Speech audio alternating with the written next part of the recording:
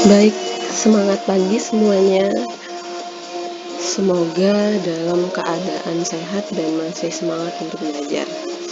Dalam kesempatan kali ini, Ibu akan menjelaskan terkait dengan materi lanjutan dari pertemuan sebelumnya.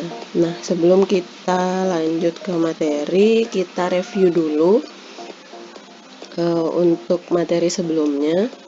Materi sebelumnya kalian sudah belajar tentang momen inersia sumbu utama yang dianalisis secara grafis dan hitungan berdasarkan rumus. Kemudian kalian juga sudah mempelajari sebagian tentang macam-macam tegangan. Kalian juga sudah mengerjakan tugas dengan baik pada pertemuan keempat. Hanya terdapat sedikit salah tanda. Diingat sekali lagi harus konsisten. Kalau ada gaya normal dan tekan itu simbolnya adalah negatif. Kemudian jika tarik simbolnya adalah plus atau positif. Jadi beberapa sudah benar, namun sedikit kesalahan di tanda itu saja. Jadi diingat ya. Kemudian kita lanjut ke lanjutan materi sebelumnya, yaitu tetap membahas tentang tegangan. Video materi ini akan terbagi menjadi 2 sesi, yaitu sebagai kegiatan belajar 5 dan 6. Oke, kita lanjutkan next. Yang pertama kita akan belajar tentang tegangan geser. Tegangan geser di sini oleh gaya lintang. Kalian bisa lihat gambar di sini. Perhatikan potongan sepanjang DZ. Ini potongan sepanjang DZ. Gaya lintang QY, gaya lintangnya ke atas pada potongan bekerja pada titik S. Bekerja di titik S ini. Kemudian hal ini belum mencerminkan pembagian tegangan geser tau untuk seluruh potongan. Kita harus menentukan selanjutnya bahwa tegangan geser menjadi sejajar pada gaya lintang dan pembagian pada lebar potongan Z menjadi merata. Potongan Z menjadi merata. Kemudian di sini kalian bisa lihat ada gambar penjelasan tentang dasar tegangan geser oleh gaya lintang di sini, dan ini adalah rumus turunannya. Seperti biasa kita akan lebih fokus pada rumus yang sudah jadi kalian tidak pusing kembali. Tau itu adalah tegangan geser, rumusnya Q kali SX per B kali IX. Q itu apa? Q adalah gaya lintang atau gaya geser yang bekerja. Kemudian SX itu yang sudah kalian pelajari sebelumnya, definisinya adalah statis momen bidang di atas atau di bawah serat yang ditinjau. Sebelumnya kalian sudah mengerjakan di sebelumnya itu ada YA dan YB, itu adalah serat atas dan serat bawah. Kemudian untuk B adalah lebar penampang atau lebar seratnya.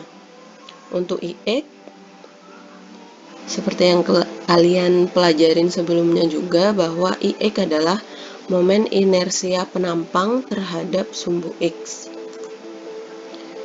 Untuk lebih jelasnya kita akan lihat contoh soal dengan bentuk yang sudah tidak asing lagi, kalian temukan di beberapa materi sebelumnya. Di sini ada dua bagian, yang flank dimensinya 100 kali 12, kemudian yang bawahnya adalah 30 kali 48. Soal ini sudah diketahui F-nya, luasnya yaitu 1800 cm persegi. Kemudian IX-nya adalah 879.971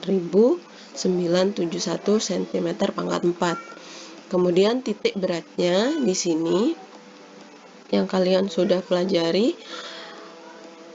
Titik berat di titik O ini adalah koordinatnya 30,91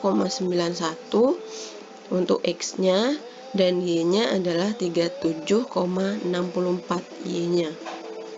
Ini sumbu absis dan ini sumbu ordinat. Absis itu X, ordinat itu Y.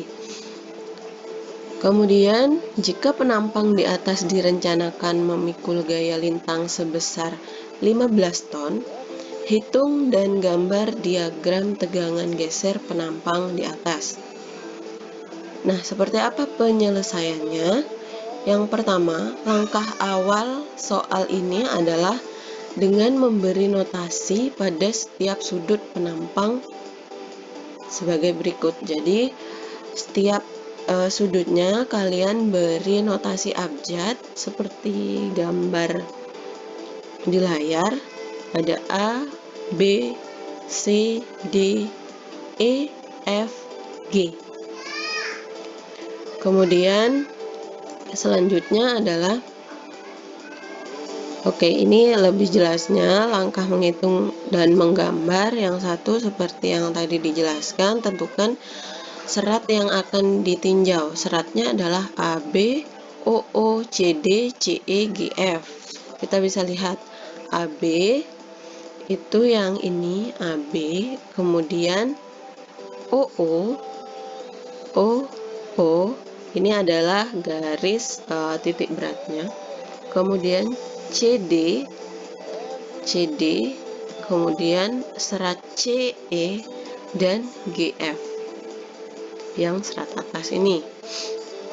Setelah itu, kita hitung statis momen terhadap sumbu horizontalnya, SX. Jika sumbu horizontal, statis momen itu disimbolkan SX. Tapi jika nanti sumbu vertikal, dia SY.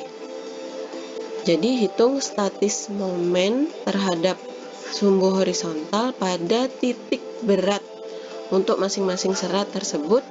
Dan ingat rumus statis momen bidang, yaitu SX FI dikali AYI. F luas adalah koordinatnya. Ingat, tinjau luas bidang di bawah atau di atas serat. Hasilnya adalah sama, jadi plus 1. FI adalah luas penampang bagian. AYI adalah jarak titik berat penampang bagian ke titik berat penampang total. Jarak titik berat penampang bagian ke titik berat penampang total. Sudah kalian pelajari ya. Kemudian kita tulis, kita hitung SX AB. SX AB mengapa dia 0? Karena dia seratnya di bawah, tidak ada bidang di sini.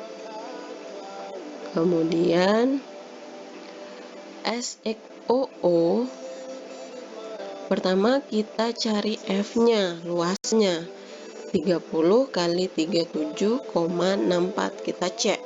Kita cek. OO 30 kali 37,64. Mengapa 37,64? Karena dia batasnya di sini, bukan yang 48 ini. Tapi batasnya di sini. Di sini sudah diketahui koordinatnya 37,64 Y-nya. Jadi 30 kali 37,64. Kemudian jaraknya berapa? Jarak titik beratnya yaitu 37,64 per 2. Jadi kira-kira di sini titik beratnya, karena 37,4 ini dibagi 2 karena dia persegi panjang, jadi kira-kira titik beratnya di sini. Oke, dihitung hasilnya seperti ini. Bisa kalian cek juga, dihitung kembali benar atau salah perhitungan ini. Kemudian kita tinjau X, X, C, D atau S, X, C, E. Oke, itu sama dengan S, X, C, E karena yang kita tinjau adalah sumbu horizontal. S, X, C, D dan CE jadi satu dia. Untuk luasnya berapa? 100 kali 12. Kemudian kita cek 100 kali 12 benar. Kemudian jaraknya berapa? 54 min 37,64. Mengapa demikian, Bu? Kita lihat 54 itu ada di sini. Kita sudah tahu horizontalnya, kita horizontal, kemudian jarak titik beratnya ke titik berat pusatnya ini. Karena ini titik beratnya 54, titik berat per bagiannya dikurangi dengan titik berat penampang keseluruhan. Jadi jarak sini ke sini itu adalah 54 dikurangi 37,64. Oke, sudah benar, didapat hasil seperti ini. Kemudian SXGF-nya itu adalah 0. Mengapa 0? Karena tidak ada tampang di atasnya. Ini adalah serat atas. Kemudian yang ketiga, langkah selanjutnya yang ketiga adalah tentukan lebar seratnya. Kita tentukan lebarnya untuk BAB, terus B00, CD, CE dan GF. AB 30, CD 30, CE 100, CE 100, kemudian GF juga 100. Oke. Kemudian baru kita melangkah pada hitungan tegangan geser dengan rumus yang sudah ada sebelumnya, yaitu tau sama dengan Q kali SX per B kali IX. Telah diketahui di soal bahwa gaya lintang yang bekerja adalah 15 ton. Jangan lupa untuk konversi ke kilogram terlebih dahulu. Dikali 1000 menjadi 15.000 kg. Untuk momen inersia terhadap sumbu X sudah diketahui di soal juga bahwa IX adalah 879.971 cm pangkat 4. Jadi untuk tau AB 0 karena SX-nya 0. Kemudian tau tegangan geser pada serat OO, kita tinggal lihat gaya lintangnya berapa, dimasukkan di sini 15.000 dikali SX-nya 21.252 per B-nya berapa? B-nya adalah 30 dikali IX. IX-nya 89.971. Jadi tegangan gesernya untuk serat OO itu adalah 12,08 kg per cm persegi. Kemudian dengan cara yang sama untuk serat CD, CE, dan GF, memasukkan rumus, memasukkan angkanya, substitusi.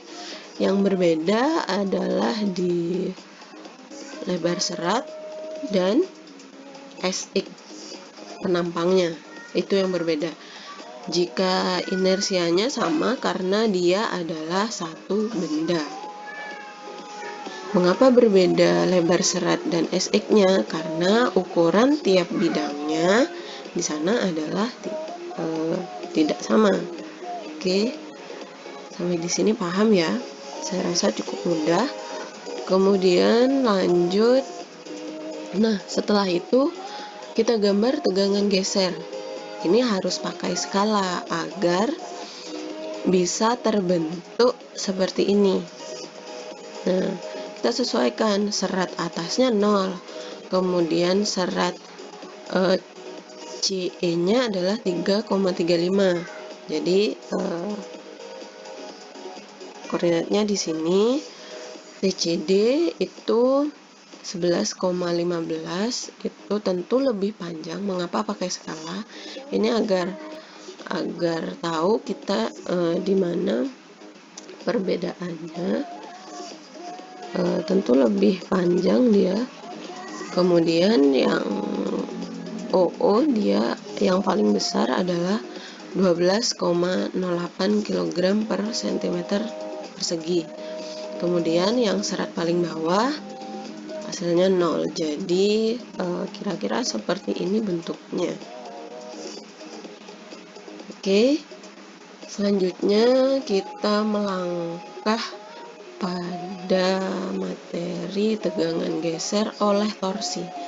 Jadi kalau tadi tegangan gesernya itu oleh gaya lintang, sekarang kita bahas tegangan geser oleh torsi.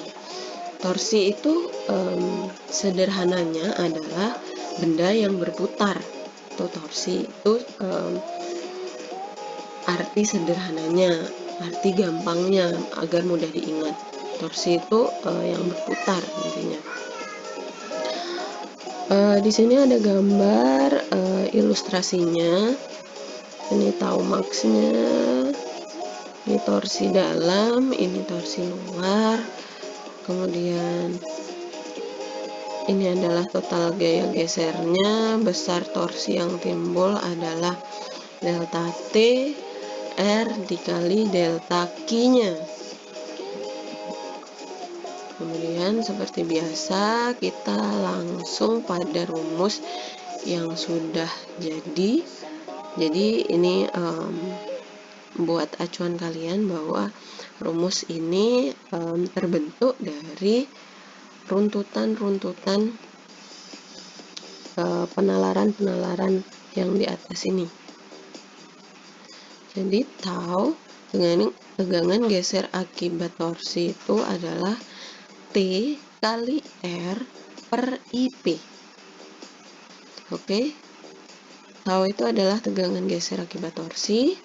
T itu adalah torsi dengan satuan kilogram meter, newton meter, dan sebagainya. R itu adalah radius titik yang ditinjau dari titik berat. Oke, radius titik. Untuk XY adalah koordinat titik tinjau dengan pusat salib sumbu pada titik berat penampang. Nanti akan lebih jelasnya pada latihan soal. IP, seperti yang sudah kalian pelajari sebelumnya, IP itu adalah inersia polar, yaitu IX ditambah IY. Inersia koordinat X ditambah inersia dalam sumbu Y. Penampang dengan sudut torsi. Penampang dengan sudut torsi.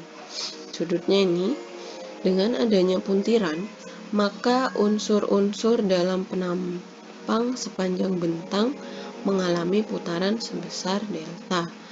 Nah, besarnya delta ini ditentukan sebagai berikut. Nah, delta itu adalah gamma maksimum dikali delta L per C. Oke, kemudian gamma maksimum itu tau max per G, dengan G itu adalah modulus geser. Nah, dengan mensubstitusikan ke persamaan ini didapat bahwa rumus sudut putar itu adalah T kali L per IP kali G. Nah, itu putaran sudut, kemudian T itu adalah torsi, L adalah panjang batang dari ujung batang yang dianggap tetap atau peletakannya ke lokasi torsi. Oke. IP adalah inersia polar. Apa itu inersia polar? Inersia polar adalah inersia X ditambah inersia Y. G itu adalah modulus geser. Nah, modulus geser ini tergantung bahan. Jika bahannya baja, itu modulus gesernya 8,1 kali 10 pangkat 5 kg per cm persegi. Nah, jika kayu itu modulus gesernya adalah 6 kali 10 pangkat 4 kg per cm persegi. Oke, kita lihat contoh soalnya. Diketahui sebuah konsol kayu seperti gambar, ini peletakan apa? Oke, peletakan jepit. Nah, di sini ada kayu. Torsinya 20 kg meter. Kemudian diketahui modulus gesernya adalah 6 kali 10 pangkat 4 kg per cm persegi. Dan panjang batangnya adalah 2 meter. Dengan dimensi B sama dengan 8 cm, kemudian H sama dengan 12 cm. Hitunglah yang pertama tegangan geser maksimum yang terjadi akibat puntir sebesar T20 kg meter. Kemudian yang kedua, hitung besarnya sudut puntiran pada ujung konsol. Next, cara menjawabnya yang pertama adalah diselesaikan dengan rumus ini untuk tegangan geser akibat torsinya. Jadi dipakai ini, L-nya diketahui tadi adalah 2 meter sama dengan 200 cm, dan torsinya 20 kg meter, 2000 kg cm. Jika satuannya cm, semuanya harus dalam bentuk cm. Kemudian R max-nya berapa? R max-nya adalah akar 4 kuadrat plus 6 kuadrat. Ini didapat dari B dan H-nya si penampang.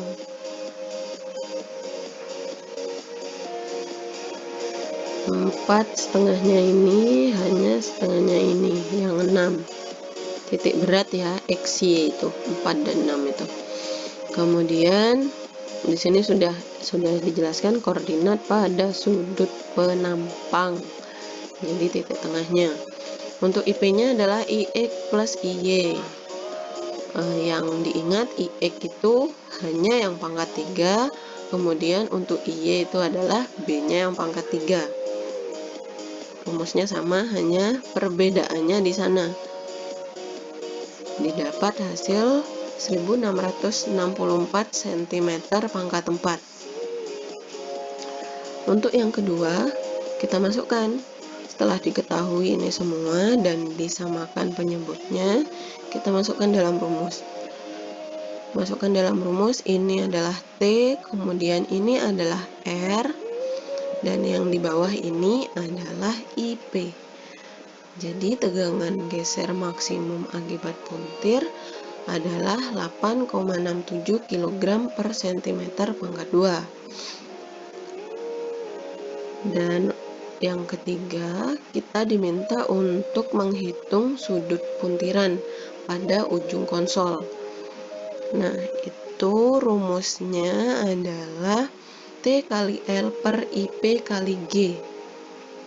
Masukkan angkanya 2000 kali 200. 200 itu adalah panjangnya. IP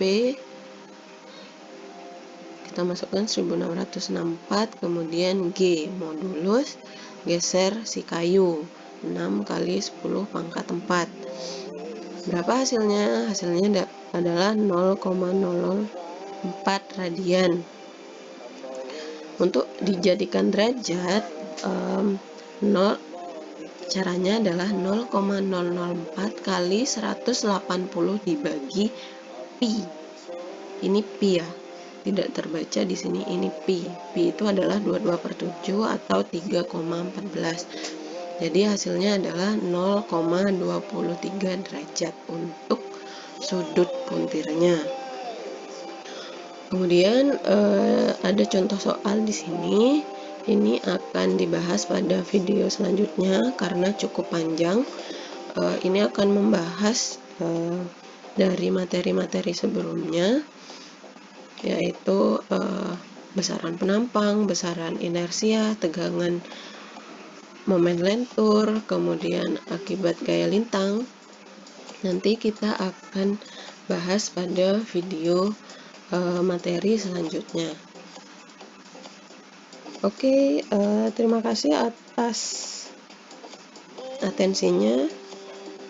Kita bertemu pada video selanjutnya untuk menyimak pembahasan soal pada slide ini.